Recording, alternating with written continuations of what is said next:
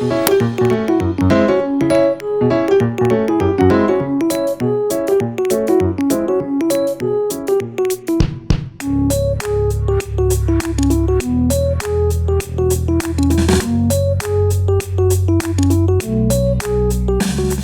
really exciting to be here 24 hours trying to find the connection between economy and culture.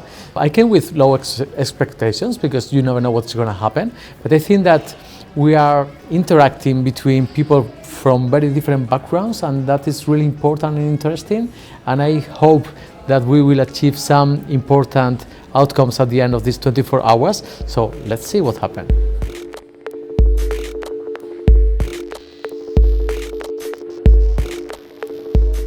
You all come from different contexts, different local realities, and you embody a rich diversity in your professional expertise. Artists, cultural workers, civil society activists, policymakers, philanthropists, scholars, and sometimes even all of that rolled into one, because there are many minds in this room that do all of these things. Our collective task is to learn from one another and to challenge one another to rise to the challenge.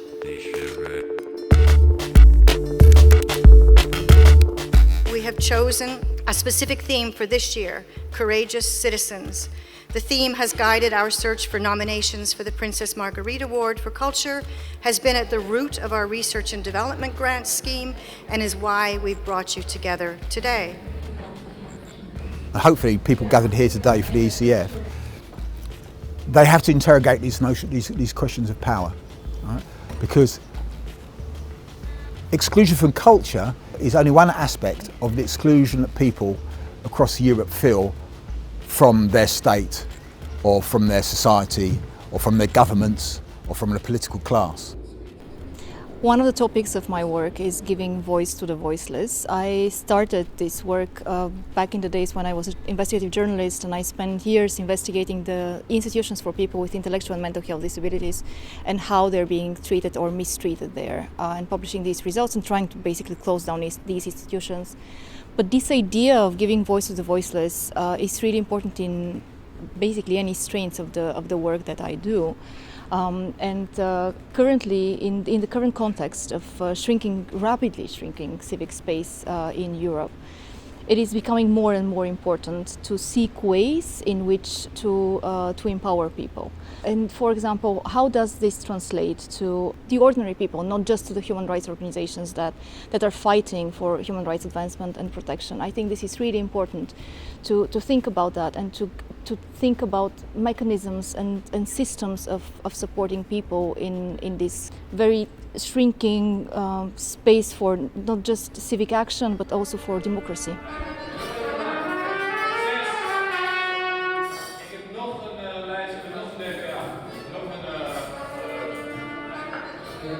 The system's out of balance in many ways. It's particular areas, but also its relationship one to the other. There's more power in one part of our systems than in other parts. So we need to redress the balance in the entire system. We're hoping that in many ways these smaller acts, the sparks that we talk about, actually can kickstart the system in various places. The system is huge.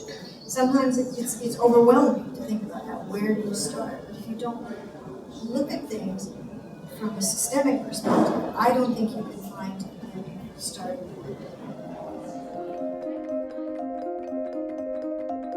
When we talk about system, we live in an economic system.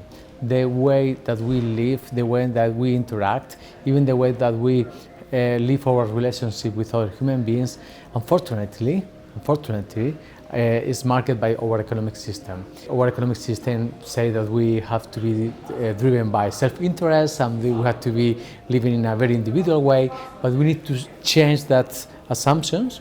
We need to recognize that the economy is at the service of people on the planet, so we need to be able to decide what kind of work I want to have.